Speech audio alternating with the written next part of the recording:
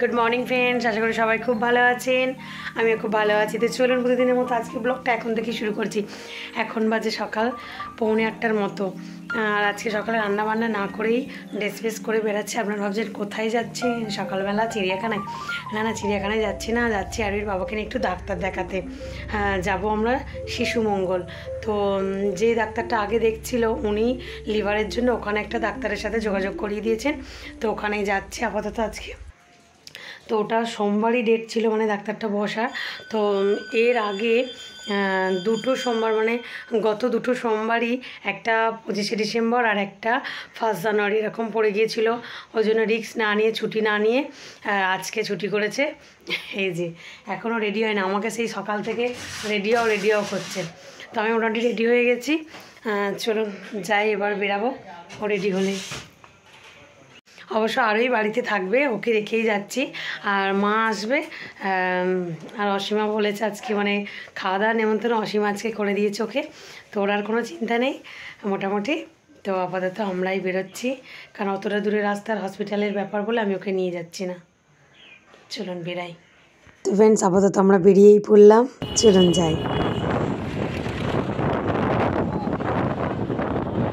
তো এখন ঘড়িতে প্রায় 9:30 মতো বাজে, আর আমাদের প্রচণ্ড খিদে পেয়ে গিয়েছিলো। আর পথটা অনেকটা দূরের, তাই সেই জন্য একটু রাস্তার ধারে দাঁড়িয়ে কচুরি আর ঘুগনি টিফিন করে নিলাম দুজনে। জানেন, বাড়ির কচুরি আর রাস্তার কচুরির অনেক ডিফারেন্স হয় না? বেশ ভালো লাগলো। খিদের মুখে 4টে কচুরি খেয়ে ফেললাম জানেন।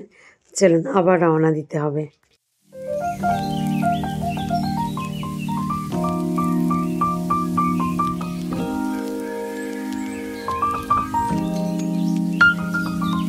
তো কথা বলতে বলতে পৌঁছে গেলাম। এই যে দেখুন হসপিটাল। তো এখানে ডাক্তারকে দেখানো হলো। তারপরে দেখানো হলো, মানে অনেকটাই সময় ধরে দেখানো হলো, কারণ প্রচণ্ড ভিড় ছিল এখানে। আর তারপরে ডাক্তারবাবুও দেরি করে এসেছেন, তো সেই জন্য অনেকটা লেট হলো। এখন বাজে প্রায় 2টোর মতো। তো দুজনে আমরা হাঁটছি কলেজ স্ট্রিটের দিকে। হাঁটছি মানে ওখান থেকে বাইকে করেই আসলাম। তারপরে একটা জায়গায় বাইকটা স্ট্যান্ড করে হাঁটছি, কারণ আরোহীর জন্য কিছু খাতা নিয়ে যাব কলেজ স্ট্রিট থেকে। তো আরোহীর বাবা এই বুদ্ধিটা বার করলো যে সেই তো আমাদের কত খাতা লাগে, মানে আরোহীর জন্য, তো সেই ওখান থেকে কেনা হয়।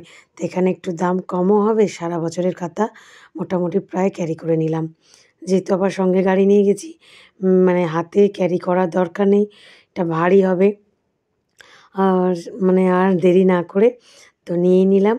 তারপরে আবার ব্যাগ কেনার জন্য রওনা দিলাম। তো রাস্তার মধ্যে আমার একটু ফুচকা খেতে ইচ্ছে করলো আজকে।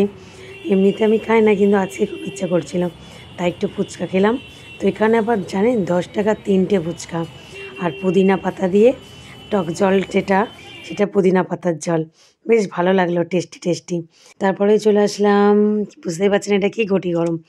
তো আমি ঘটি গরম খাচ্ছি, আর ওর বাবা গাড়ি পার্কিং করতে গেছে। আর আমি কোন জায়গায় আছি আপনারা নিশ্চয়ই দেখে বুঝতে পারছেন, ধর্মতলা। এখান থেকে আরোর জন্য একটা ব্যাগ নেব, তারপরেই বাড়ি ফিরে যাচ্ছি। এই যে এটা কি বুঝতে পারছেন, আপনাদের সেই প্রিয় ভিক্টোরিয়া।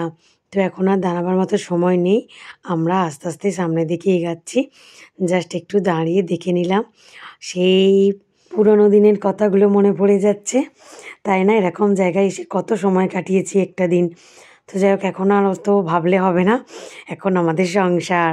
চলুন বাড়ি ফিরে যাই। তো যাবার পথে আবার রাস্তার ডান দিকটা দেখুন, কি সুন্দর না, ঘোড়ার গাড়িগুলো দাঁড়িয়ে আছে সারি দিয়ে। তবে কলকাতায় কখনো ঘোড়া চড়া হলো না, মানে ঘোড়ার গাড়ি আর কি, কখনো চড়া হলো না। তো যাই হোক, আবার কবে দিন দেয় ঈশ্বর, আবার একদিন এসে চড়বো। তো আপাতত বাড়িতে যেতে হবে, তো বাড়ির জন্যে মনটা কেমন করছে। সেই সকালে বেরিয়েছি, আর ওই বাড়িতে আছে, মাও এসেছে শুনলাম। তো যাই হোক, চলুন বাড়ির দিকেই রওনা দিই। বেশ সন্ধ্যা হয়ে আসছে আবার।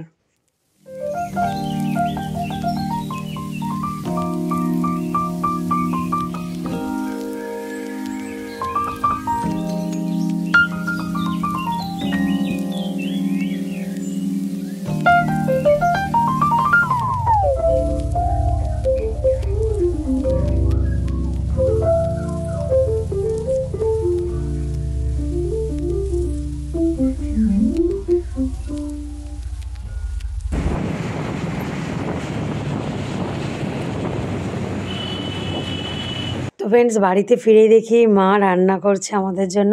সারাদিন ভাত খাওয়া হয়নি বলে মা এখন মাছের ঝাল আর ভাত বানাচ্ছে। তো যাই হোক, দেখে খুব ভালো লাগলো, খেয়ে শান্তি পাবো। চলো, তো ফ্রেন্ডস রান্নাবান্না কমপ্লিট, মা এইমাত্র বেরিয়ে গেল। তো এই আমাদের রাতের খাওয়া দাওয়া, মাছের ঝাল, ভাত, আর আমি গ্যাসটা মুছে একদিকে দুধটা বসিয়ে দিয়েছি। চলুন খাবার দাবার এবারে বাড়ি। তো খাবার দাবার তো শুরু করে দেবো খাওয়া।